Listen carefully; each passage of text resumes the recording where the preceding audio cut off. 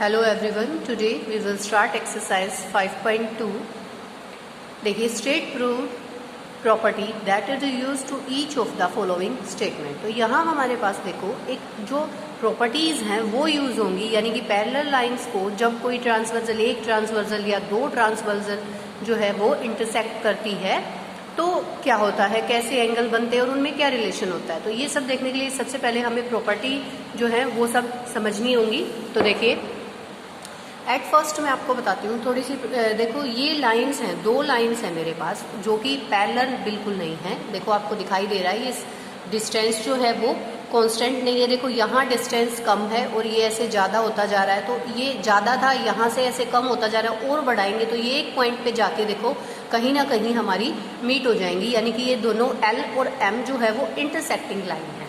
तो देखिए, अब इसके ऊपर एक लाइन ऐसे, इन दोनों नॉन पैरेलल लाइंस के ऊपर एक लाइन ऐसे गिराई जाती है, यानी कि लाई की जाती है। तो देखो ये इस लाइन को हम क्या बोलते हैं, ट्रांसवर्जल। जब दो ऐसे लाइंस के ऊपर एक लाइन ऐसे लाई होती है तो उसको हम ट्रांसवर्जल बोलते हैं। तो ट्रांसवर्जल बोलेंगे तो देखो एक एंगल यहाँ पे, ये चार एंगल तो यहाँ फॉर्म होंगे और 4 एंगल्स यहाँ फॉर्म होंगे, ठीक है।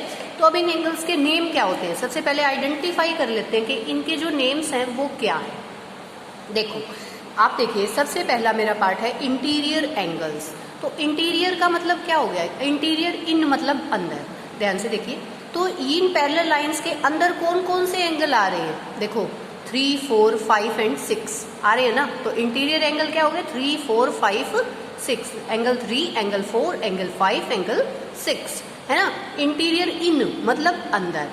फिर एक्सटीरियर की बात करेंगे। एक्सटीरियर मतलब इन दोनों लाइन से बाहर, इधर ये बाहर हो गया, ये बाहर। मतलब ये थोड़ा सा याद रखने वाली बात है। जैसे इंटीरियर कह रहा था तो इन लाइंस के अंदर जो लाई करते हैं, और एक्सटीरियर कह रहा है तो ये जो बाहर कर रहे हैं लाई। एंगल 1, एंगल 2, एंगल 7, एंगल 8, ठीक है। फिर अब देखो एक वर्ड आता है कोरस्पॉन्डिंग एंगल्स। कोरस्पॉन्डिंग एंगल्स मतलब उसकी जो पोजीशन है, जैसे यहाँ पे कोई एंगल मैंने 1 उठाया तो इसकी पोजीशन देखो इस लाइन के कहाँ है, लेफ्ट साइड है ना, और ऊपर की तरफ है, बाहर की तरफ। तो यहाँ भी हम कुछ ऐसा ही देखेंगे। देखो ये एंगल ऊपर है, ये एंगल नीचे है, ठीक है, और लेफ्ट हैंड साइड की तरफ है। तो यहाँ भी हम वही पोजीशन देखें इसमें भी कि भाई लेफ्ट हैंड साइड हो, ये हो गई, और एक एंगल नीचे है तो एक एंगल ऊपर, तो ये वाला 5 एंगल। तो एंगल 1 एंड 5 जो है इसको हम कहेंगे कोरस्पॉन्डिंग एंगल। इसी तरीके से हम एंगल 2 और 6 को कोरस्पॉन्डिंग, देखो राइट साइड है दोनों और प्लेस भी सेम है ना। अब एंगल 3 जो है वो किसके, एंगल 7 के कोरस्पॉन्डिंग हो गया। एंगल 4, एंगल 8 कोरस्पॉन्डिंग हो गए। तो ये पेयर्स जो है हम इस तरीके से बनाएंगे कोरस्पॉन्डिंग, यानी उनका प्लेस बिल्कुल सेम हो। देखो भाई लेफ्ट है, लेफ्ट साइड, राइट है, राइट साइड, लेफ्ट साइड आएगा, राइट साइड आएगा। ऊपर बन रहे हैं, ऊपर बन रहे हैं, नीचे बन रहे हैं, नीचे। तो ऊपर वाला 1 तो 5 के और 3 जो है वो 7 के कोरस्पॉन्डिंग है। ऐसे ही 2 एंगल, एंगल 6 के और 4 एंगल, एंगल 8 के, ठीक है, इस तरीके से। अब हम अल्टरनेट इंटीरियर एंगल लेते हैं तो उसमें हमारा एंगल 3 एंड एंगल 6, इंटीरियर और अल्टरनेट। अल्टरनेट का मतलब क्या होता है, देखो एक तो इंटीरियर देखो अंदर बनेंगे तो बाहर वालों से तो हमें मतलब ही नहीं है, यानी 3, 4, 5, 6 ये अंदर वाले हैं। अब अल्टरनेट एक वर्ड है, अल्टरनेट मतलब जैसे 3 है ना, उसके अल्टरनेट 6 है, जहां पे इस तरीके से थोड़ा सा Z फॉर्म होता है। अब ये तो पैरेलल लाइन नहीं है, अब परफेक्टली आपके पास Z नहीं हो रहा, मतलब ऐसे बने, Z की शेप में ऐसे बने, तो ये वाला एंगल और ये वाला एंगल आपका अल्टरनेट इंटीरियर एंगल है, ठीक है। तो ये वाले पेयर जो है angle 3 and angle 6, angle 4 and angle 5, 4 और 5 बन जाएगा ये वाला इसके, ये अल्टरनेट, ठीक है। फिर pair of alternate exterior angle, angle 1 and angle 8। देखो अब ये 3 और 6 बन रहा था, 4 और 5 बन रहा था, तो यहाँ पे 1 के अल्टरनेट क्या बनेगा, 8। एक्सटीरियर में 1 के अल्टरनेट 8, 7 के अल्टरनेट 2, ठीक है। अब देखो कौन सा आता है, pair of interior angle on the same side of transversal. भाई इंटीरियर एंगल और ट्रांसवर्जल के सेम साइड है, जैसे कि ट्रांसवर्जल ये होगी, सेम साइड कौन से होगी, इंटीरियर एंगल तो ये 3, 4, 5, 6 हुए, और सेम साइड हो गए 3, 5 हो गए सेम साइड, और 4, 6 हो गए। तो ये तो मैंने केवल आपको इनके नेम्स जो है वो बताए हैं कि क्या होते हैं। अब जो प्रॉपर्टी लगेंगी ना बेटा, वो कैसे लगेंगी कि ये जो लाइन अब तो हमने जैसे पैरेलल नहीं ली थी, जब आपकी प्रॉपर्टीज लगेंगी तो उस कंडीशन में जो एक्सरसाइज में प्रॉपर्टीज लगेंगी उस कंडीशन में ये एल और ये एम लाइन जो है ना वो पैरेलल होगी आपकी, ठीक है। पैरेलल होगी तो क्या होगा, जो ये सारे के सारे जो ये बताए हैं मैंने इंटीरियर एंगल, यानी कि जैसे इंटीरियर एंगल्स हैं, एंगल 3, एंगल 4, ये आप समझ चुके हैं, ये एक्सटीरियर एंगल है, ये आपको पता लग गया, ठीक है।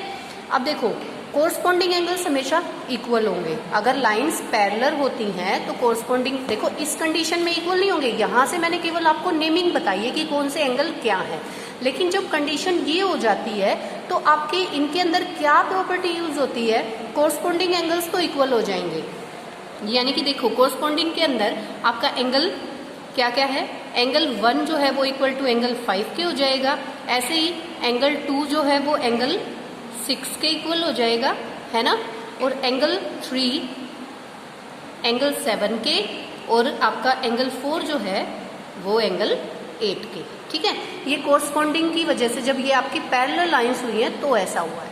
उसके बाद अल्टरनेट इंटीरियर एंगल, तो इसमें भी ऐसा ही होगा, अल्टरनेट इंटीरियर भी इक्वल होते हैं, ठीक है। अल्टरनेट एक्सटीरियर भी आपके इक्वल होंगे, जैसे एंगल 3 एंगल 6 के इक्वल होता है, ठीक है। तो पैरेलल लाइंस जब होती हैं, जब ये वाली कंडीशन आपके पास आ जाती है तो ये इन वाले प्रॉपर्टीज के अंदर ये एंगल्स इक्वल होते हैं, एंगल 3 एंगल 6 के, एंगल 5 जो है वो 4 के इक्वल हो जाएगा। अब एक्सटीरियर में भी ऐसा एंगल 1 एंगल 8 के, एंगल 2 एंगल 7 के।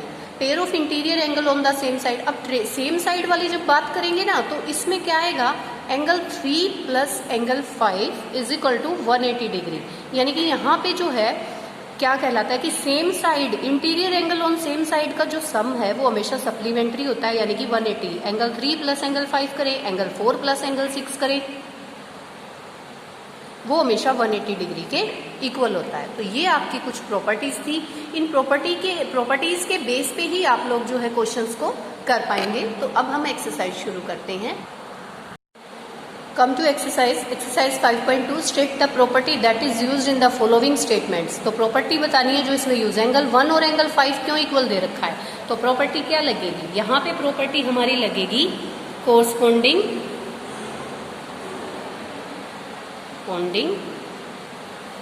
एंगल्स, ठीक है। यानी ये लिख दो आप, angle 1 and angle 5 corresponding angles, लिखने की भी जरूरत नहीं है, केवल प्रॉपर्टी बतानी है तो कोरस्पॉन्डिंग एंगल्स, एंगल प्रॉपर्टी, ठीक है, ओके। अब एंगल 4 और एंगल 6 में रिलेशन देखो, एंगल 4 जो है वो एंगल 6 के इक्वल है, तो अल्टरनेट बन रहा है, देखो यहाँ पे ऐसे करके ऐसे जेड फॉर्म हो रहा है, तो ये क्या लिखोगे, alternate interior angle, alternate interior angle property, ठीक है। तो ऐसे हमें प्रॉपर्टी बतानी है। अब एंगल 4 और एंगल 5 का सम 180 बन रहा है और ये दोनों की दोनों लाइन जो है वो पैरेलल हैं, तो आपका क्या रहेगा, ये कौन सी प्रॉपर्टी है, तो ये क्या बना हमारे पास, pair of interior angle on same side of transversal, यानी किसका पेयर बन रहा है, ट्रांसवर्सल के सेम साइड जो एंगल बन रहे हैं उसका सम। तो उसका सम क्या होता है, सम ऑफ एंगल 180 डिग्री, है ना, या तो सप्लीमेंट्री लिखो या 180 डिग्री। तो ये आपका फर्स्ट क्वेश्चन हो जाता है। सेकंड में देखो क्या पूछा है, in the adjoining figure identify, आपको आइडेंटिफाई करना है क्या, at first the pair of corresponding angle. तो यहाँ से आप कोरस्पॉन्डिंग एंगल देखिए, एंगल 4 इक्वल टू एंगल 8, एक तो ये पेयर हो गया, ठीक है, पेयर में बनाते चलिए इसको। वैसे तो इन्होंने पेयर्स ऑफ बताए हैं, पेयर्स बताने हैं तो कोमा लगा के ही कीजिए, हमें इक्वल नहीं बताने, इन्होंने केवल कोरस्पॉन्डिंग एंगल पूछे हैं। अब देखो, अब एंगल 3 जो है वो कौन से के कोरस्पॉन्डिंग एंगल 7 के, है ना। एंगल 1 कोरस्पॉन्डिंग है एंगल 5 के, and angle 2 corresponding to angle 6। तो ये कोरस्पॉन्डिंग वाला हमने बता दिया। हमें जब पहचान होगी, प्रॉपर्टीज का पता होगा तभी बता पाएंगे। The pair of alternate interior angle, alternate में क्या आ जाएगा, एंगल 3 जो है वो आपका एंगल 5 के, और इसी तरीके से एंगल 2 जो है वो एंगल 8 के। ये वाली प्रॉपर्टी हमारी इन्हीं एंगल्स में लग रही है ना, तो ये हम इस तरह से पेयर बना देंगे। ओके। अब अगला पूछा the pair of interior angle on the same side of transversal. Same side कौन से बन रहे हैं? Angle 3 and angle 8, angle 3 angle 8 and दूसरा कौन सा है? Angle 2 and angle 5। ये हमारा ट्रांसवर्सल के सेम साइड बनने वाले। ट्रांसवर्सल देखो कि interior angle on same side of transversal angle 3 angle 8 and angle 2 and angle 5। तो ये पेयर मैंने बना दिए हैं यहाँ पे। देखो the vertically opposite angle, vertically में आप लोगों को पता है वर्टिकली में कैसे, जैसे एंगल 2 के तो एंगल 4 वर्टिकली हो गया। देखो ये इंटरसेक्टिंग लाइंस है, 2 4 के हो गया, 1 3 के, 5 7 के, 6 8 के। तो ये भी हम लिख देंगे। क्या लिखेंगे? एंगल 1 जो है वो एंगल 3 के वर्टिकली अपोजिट है, कोमा फिर एंगल 2 जो है वो एंगल 4 के, इनका पेयर बना के लिखेंगे एंगल, ठीक है। वर्टिकली अपोजिट की बात कर रहे हैं, ये हमने बनाया। देखो इस तरीके से वर्टिकली अपोजिट मैं बता चुकी हूँ आप लोगों को। तो ये हमारा सेकंड क्वेश्चन भी यहाँ पे कंप्लीट हो जाता है। Come to question number 3। देखो क्या कहता है, in adjoining figure P parallel to Q find the unknown angles. देखो ये वाली लाइन जो है और ये वाली लाइन, यानी ये P है हमारी और ये Q लाइन है, तो ये दोनों की दोनों पैरेलल है और ये देखो ट्रांसवर्सल जा रही है। तो हमें अननोन एंगल्स बताने हैं। तो एट फर्स्ट देखो मैं क्या रिलेशन लगा के, ये यहाँ पे आप इसको थोड़ा सा इस तरीके से करें तो ये देखो ये एक पैरेलल लाइंस है और सेम साइड ऑफ एंगल्स, ये देखो ये 125 और यहाँ पे इसके कोरस्पॉन्डिंग ये वाला D एंगल बन रहा है ना, D एंगल कोरस्पॉन्डिंग बन रहा है ना, तो 125 D की वैल्यू आ जाएगी। ठीक है, तो हम क्या लिखेंगे, angle D is equal to 125 degree. Solution में कर रहे हैं और रीज़न जो है, रीज़न हम इसका क्या डालेंगे, रीज़न में हमें लिखना पड़ेगा कि ये कोरस्पॉन्डिंग एंगल, ये देखो F के लिए मैंने क्या किया, F प्लस 125 जो है, ये देखिए ये F प्लस 125 180, यानी कि हम लीनियर पेयर जो है लगा रहे हैं इसके अंदर। तो F की वैल्यू इस 125 को यहाँ लाएंगे तो 125 माइनस हो जाएगा, इट मीन्स 55 डिग्री। तो F की वैल्यू आपकी 55। अब F देखिए किसके इक्वल है, F और E इक्वल है। ये F और E क्योंकि वर्टिकली अपोजिट एंगल, तो E की वैल्यू और F की वैल्यू सेम है 55 डिग्री, वर्टिकली अपोजिट एंगल। अब मैं ये तीनों के तीनों एंगल निकाल चुकी हूँ। यहाँ से इसके कोरस्पॉन्डिंग देख लीजिए, या D की वैल्यू भी निकाल रखी है। तो D जो एंगल है वो एंगल B के इक्वल, D की वैल्यू हमने यहाँ पे 125 डिग्री जो है निकाली थी।